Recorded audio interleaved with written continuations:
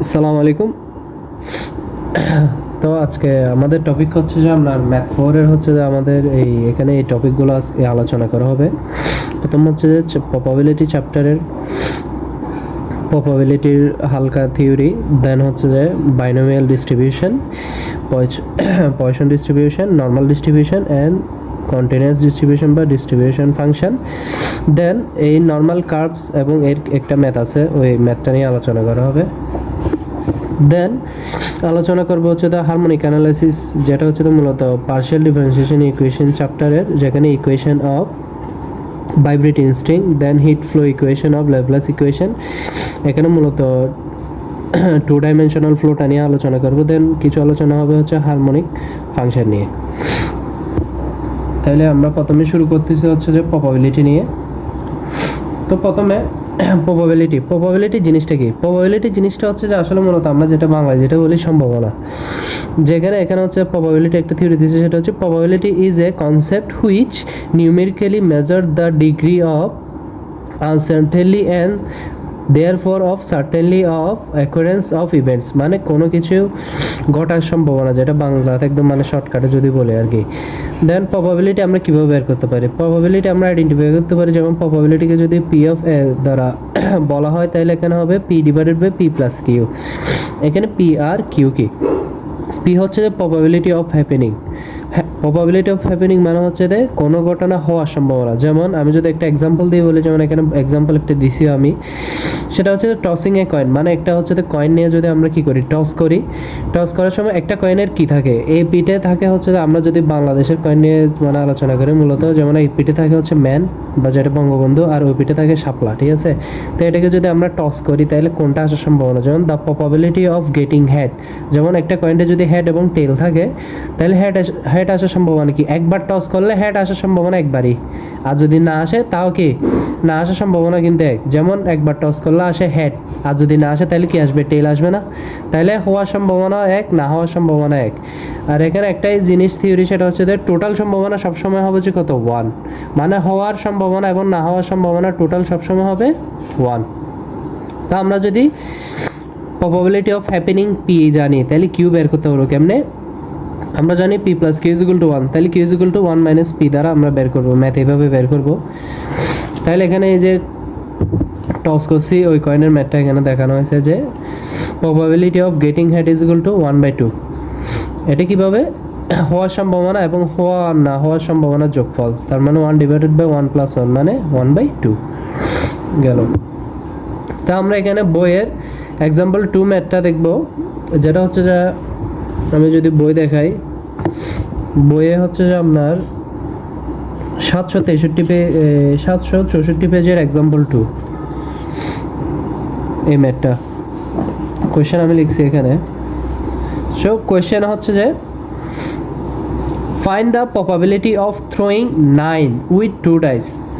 মানে বুঝেছে যে আমি যদি ডাইস মানে হচ্ছে ছক্কা, ওই লুডো খেলা যে ছক্কা আছে ওইটা, এখানে 2 ডাইসকে যদি আমরা একসাথে থ্রো করি, তাহলে দুটোটা ডাইস মিলে, মানে দুটোটা ছক্কা মিলে 9 আসার সম্ভাবনা কত সেটা আমাদেরকে বের করতে বলছে।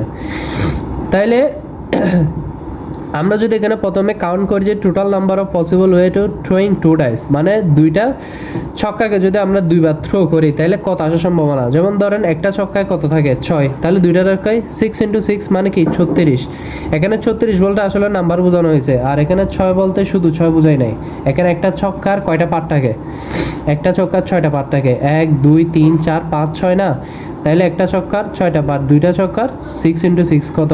36। তারপর number of ways getting 9, number of ways getting 9 বলতে বোঝানো হচ্ছে যে দুটোটা ছক্কা মিলে যোগ করলে 9 কীভাবে আসতে পারে? যেমন 9 আসার সম্ভাবনা, প্রথম ডাইসটাতে যদি 3 আসে, পরেরটায় যদি 6 আসে, তাহলে টোটাল কত হয়েছে? 9। দেন আবার একটাতে যদি 4 আর একটা যদি 5 হয়, তাহলে টোটাল কত হয়েছে? 9। দেন আবার যদি বলি যে 5 আর 4, তাও কত হয়েছে? 9। দেন আবার প্রথম ডাইসে যদি 6 এবং সেকেন্ড ডাইসে যদি কি হয়? 3 হয়, তাহলেও কি আসতে পারে? 9। মানে টোটাল আমার দুটোটা ডাইস মিলে রেজাল্ট কত হতে হবে? 9, কারণ আমাকে বলছে যে এটার প্রবাবিলিটি বের করা। তাহলে আমরা কয়টা পাইছি? 1টা 2টা 3টা 4টা। তার মানে এরকম 4 ধরনের ঘটনা হলে তাহলে আমরা কি পাইতে পারি? 9 পেতে পারি। তাইলে এরকম হওয়ার সম্ভাবনা কত? 4। তাহলে প্রবাবিলিটি সূত্র অনুসারে আমরা তাহলে প্রবাবিলিটি সমান কি পাবো, যেটা আমরা দিছি required probability is equal two হওয়ার সম্ভাবনা হচ্ছে 4 আর টোটাল সম্ভাবনা কত, হওয়া এবং না হওয়ার সম্ভাবনা টোটাল 36, তার মানে 4/36 ইজ ইকুয়াল টু 1/9। এটা হচ্ছে দ্য আনসার। এটা মূলত কাটাকাটি করছে আর কি, 4 নং 36 গেল। তারপর আসি এক্সাম্পল 3। এক্সাম্পল 3 তে আমাকে বলছে যে from a peak of 52 cards one is drown at random, মানে হচ্ছে যে ওই মূলত আমরা বাংলা যেটাকে তাস খেলা বলি আর কি, তাস খেলায় মূলত হচ্ছে যে যেটাই 52 কার্ডস থাকে, মানে 52টা কার্ডস থাকে, 52টা কার্ডস থেকে একটা হুট করে এরকম নিচে রাখা হয়েছে। তো find the probability of getting a king, মানে ওই একটা তাসটা রাখছে যে ওইটা কিং হওয়ার সম্ভাবনা কত সেটা বের করতে বলছে, মানে রাজা। তো আমরা মূলত নর্মালি জানি হচ্ছে যে কার্ডসের মধ্যে 4 ধরনের রাজা থাকে, দ্যাটস ওয়াই কি বলছে a king can be chosen in 4 ways, 4 ধরনের রাজা থাকে, এবং but a card can be drawn in 52 ways, মানে হচ্ছে যে এই কার্ডটা নেওয়া হয়েছে কত থেকে, 52টা থেকে, মানে এটা হচ্ছে তো মোট সম্ভাবনা। আমি যদি প্রবাবিলিটিকে আরেকভাবে বুঝাই সেটা হচ্ছে যে রাফ কথায় বলি, সেটা হচ্ছে যে আমি যদি বাংলায় বলি প্রবাবিলিটি মানে হচ্ছে যে সম্ভাবনা, সম্ভাবনা হচ্ছে যে সমগ্র ফলাফল ডিভাইডেড বাই, আমি শর্টকাটে লিখছি প্রবাবিলিটি ইজ ইকুয়াল টু সম্ভাবনা মানে হচ্ছে সমগ্র ফলাফল। সমগ্র ফলাফল বলতে মানে টোটাল আমি কি করছি, মানে যদি ধরেন একটা চক্কাকে কয়বার থ্রো করছি, একটা কয়েনকে কয়বার থ্রো করছি, কয়টা কার্ড থেকে নিছি বা কয়টা মার্বেল আছে ওখান থেকে নিছি, মোট যে সংখ্যা, এই মোট সংখ্যাগুলো হয় সমগ্র ফলাফল। ঠিক আছে, এটা হবে ডিভাইডেড বাই কি, যেটা বের করতে বলছে, মানে হচ্ছে যেটা হওয়ার সম্ভাবনা। যেমন ধরেন কিং কয়টা হতে পারে, 4টা হতে পারে, সেজন্য 4। যদি বলা যায় একটা ছক্কা নিক্ষেপে 1 পাওয়ার সম্ভাবনা, তাহলে কত হবে 1, বা কতগুলো ধরেন 10টা মার্বেলের মধ্যে বললাম যে একটা মার্বেল তুলছে, ওটা হলুদ হওয়ার সম্ভাবনা, তাহলে ওখানে মার্বেল ধরেন হলুদ আছে 2টা, তাহলে হলুদ হওয়ার সম্ভাবনা কত 2, এরকম শর্টকাটে যদি প্রবাবিলিটি মানে বুঝেন আর কি। আচ্ছা গেল, তাহলে এখানে কিং হওয়ার সম্ভাবনা হচ্ছে যে 4 ধরনের, আর কার্ডসের টোটাল সংখ্যা হচ্ছে কত 52। ঠিক আছে, তার মানে প্রবাবিলিটি হবে যে কি 4/52। তাহলে এখানে যদি কাটাকাটি করেন আসবে 1/13। এখন আমি যে থিওরিটা বুঝলাম এটা এখানে ইউজ হয়েছে। যেমন সমগ্র ফলাফল টোটাল কার্ডস আছে কত 52টা, সেজন্য 52 হয়েছে, ডিভাইডেড বাই কত হয়েছে হওয়ার সম্ভাবনা, কিং কয় ধরনের হতে পারে 4 ধরনের, সেজন্য 4টা পড়ে।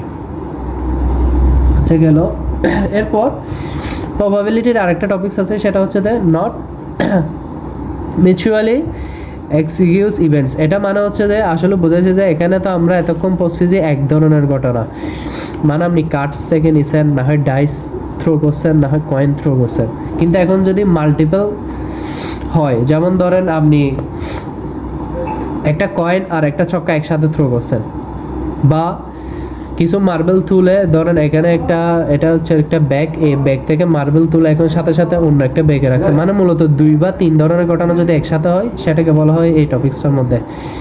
সেটা বের করার জন্য কি হবে, consider the case where 2 events A are B not mutually execute, the probability of the events that either A or B are both occur is given. সেটা হচ্ছে যে আমরা এটাকে বের করতে পারি ওই সেট অফ ফাংশনের মতো, প্রবাবিলিটি অফ এ বি মানে দুটোটা ইভেন্টের একসাথে হওয়ার সম্ভাবনা হবে যে কি probability of A plus probability of B minus probability of A intersection B.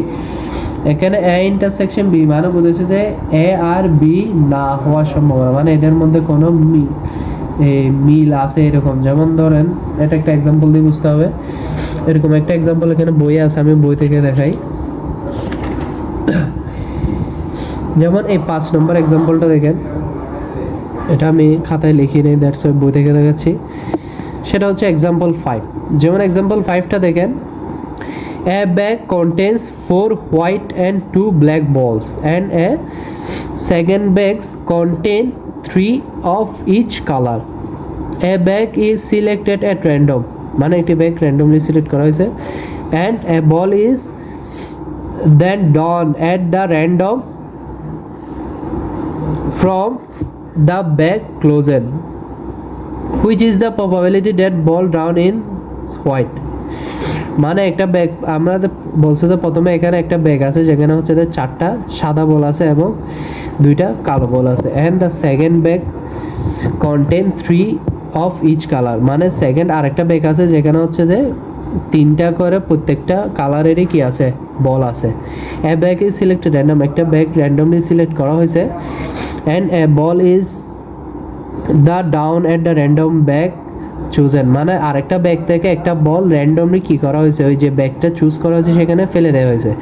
Probability বের করতে বলছে যে the down that the ball down is white, মানে যে বলটা আমরা ফেলছি সেটা হচ্ছে কি সাদা হওয়ার সম্ভাবনা জিজ্ঞেস করছে। তাহলে এখানে মূলত দুইটা ঘটনা একসাথে হয়েছে। দুইটা ব্যাগ আছে, একটা ব্যাগকে র্যান্ডমলি সিলেক্ট করা হয়েছে, আর একটা ব্যাগ থেকে একটা বল ওই যে এটা সিলেক্ট করছে ওই ব্যাগে কী করা হয়েছে, ফেলা হয়েছে। তাহলে ওই বলটা হোয়াইট মানে সাদা হওয়ার সম্ভাবনা কত। তাহলে আমরা যদি প্রথমে দেখি এখানে দুইটা ঘটনা হচ্ছে, ওরাও বলে দিছে। সেটা হচ্ছে যে when the first bag is chosen, ঠিক আছে, চোজেন মানে যেখানে আমরা ব্যাগটা হচ্ছে যে চুজ করছি সেটা। সেকেন্ড হচ্ছে যে when the second bag is chosen, মানে হচ্ছে যে আমাদের এই যে সেকেন্ড ব্যাগটা নিছি যেটান থেকে মার্বলটা ফেলছি সেটা হচ্ছে যে, মানে কিনা মূলত দুইটা ঘটনা হয়েছে। প্রথম ব্যাগ থেকে একটা মার্বেল চুজ করা হয়েছে র্যান্ডমলি, মানে যেটাকে বাংলা আমরা দৈবভাবে বলি আর কি। দেন ওইটা যে ব্যাগে ফেলা হয়েছে ওইটা একটা র্যান্ডম ঘটনা, ওখানে কোন বলটা পড়ছে, সেটা কি সাদা বল পড়ছে বা সাদা বল পাওয়ার সম্ভাবনা আমরা মূলত বের করব। তাহলে এটার জন্য আমাদের কি করতে হবে, প্রথমে দেখেন now the chance of choosing the first bag is half and if this bag is chosen. এখানে বলছে যে now the chance of choosing the first bag is half, মানে হচ্ছে এখানে দুইটা ব্যাগ ছিল না, দুইটা ব্যাগ থেকে একটা ব্যাগ নিছি, তাইলে ওইটা হওয়ার সম্ভাবনা কি হাফ। কেন, ব্যাগ কয়টা, দুইটা, নিচে কয়টা, একটা, তার মানে 1/2। ওই শর্টকাট একটা সূত্র পড়েছি যে সমগ্র ফলাফল ডিভাইডেড বাই এই যে সূত্র, এটা মানে হচ্ছে যে যেটা সম্ভাবনা বের করতে বলতেছে ওটার সংখ্যা আর সমগ্র ফলাফল মানে যতগুলো ইউজ করা হয়েছে মূলত। if this bag chosen, the probability of drawing a white ball is 4/6। আচ্ছা, এখানে যে ব্যাগটা চুজ করা হয়েছে এখানে এই যে এটা হোয়াইট বল হওয়ার সম্ভাবনা 4/6 কেন, দেখেন এখানে কি বলছে, প্রথম ব্যাগে হোয়াইট বল আছে কয়টা, 4 হোয়াইট অ্যান্ড 2 ব্ল্যাক বলস। তাহলে এখানে 4 এখানে 2, তাহলে টোটাল কত, 6। এখানের মধ্যে হোয়াইট বল আছে কয়টা, 4টা। তাহলে প্রথম ব্যাগটা থেকে সেটা সাদা হওয়ার সম্ভাবনা কি হবে, 4/6, সেজন্য এটা হয়েছে সমগ্র ফলাফল ডিভাইডেড বাই যেটা বের করতে বলছে এটার সম্ভাবনা।